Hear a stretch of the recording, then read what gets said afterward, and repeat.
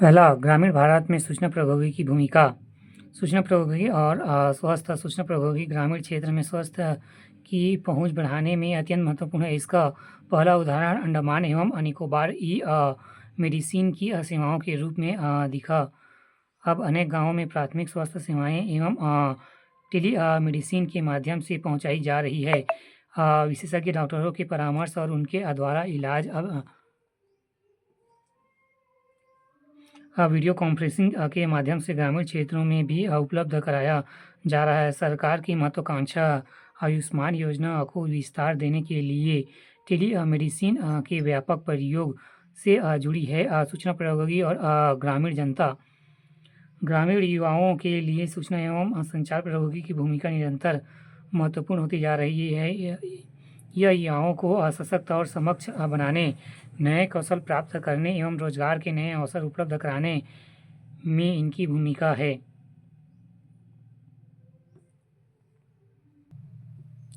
सरकार की महत्वाकांक्षा आयुष्मान योजना को विस्तार देने के लिए टेलीमेडिसिन के व्यापक प्रयोग से जुड़ी सूचना प्रौद्योगिकी एवं ग्रामीण जनता। ग्रामीण युवाओं के लिए सूचना एवं संचार प्रौद्योगिकी की भूमिका निरंतर महत्वपूर्ण होती जा रही है। यह युवाओं को सशक्त एवं सक्षम बनाने, नए कौशल प्राप्त करने एवं रोजगार के नए अवसर उपलब्ध कराने में इनकी भूमिका है। सूचना प्रौद्योगिकी के माध्यम से ज्ञान समाज का निर्माण होता है। युवाओं की भागीदारी का नया शक्तिशाली मार्ग प्रशस्त करती है। इन माध्यमों के प्रयोग द्वारा युवा रचनात्मक सकारात्मक गतिविधियों में अपनी ऊर्जा लगा सकते हैं। डिजिटल माध्यमों से जुड़ी सरकारी एवं गैर सरकारी सेवाओं का लाभ सरलता से प्राप्त किया जा सकता है। गरीब ग्रामीण जनसंख्या में को सूचना संपन्न बनाकर ही निर्धरता का उन्मूलन किया जा सकता है। सूचना तकनीक प्रशासन एवं सरकार की पारदर्शिता लाती है, जो भ्रष्टाचार को कम करने में सहायक है।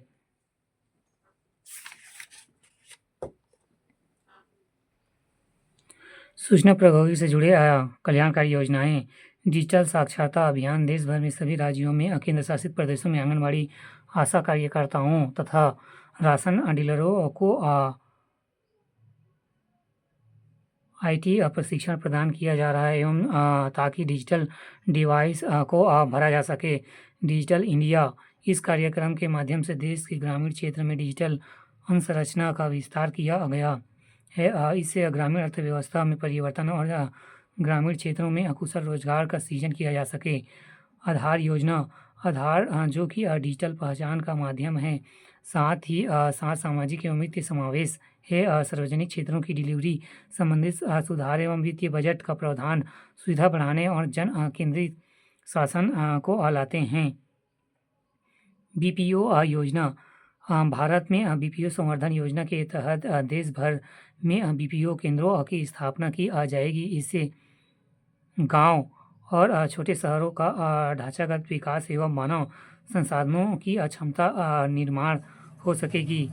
किसान सुविधा ऐप्स।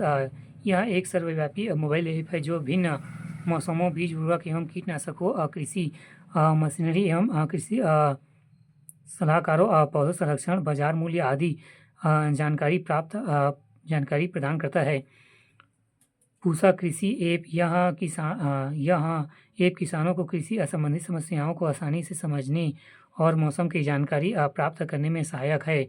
इसे भारतीय कृषि अनुसंधान संस्थान द्वारा तैयार किया गया है। उमंग ऐप। यह एक एकीकृत मोबाइल ऐप है जो ई-गवर्नेंस कार्यक्रमों को सुचारू रूप से चलाने में लाया जाता है। इसके अलावा केंद्र सरकार की विभिन्न योजनाएं जैसे कि e panchayat, e mandi, code PDS, crop insurance app एवं सुगम भारत ऐप इत्यादि के माध्यम से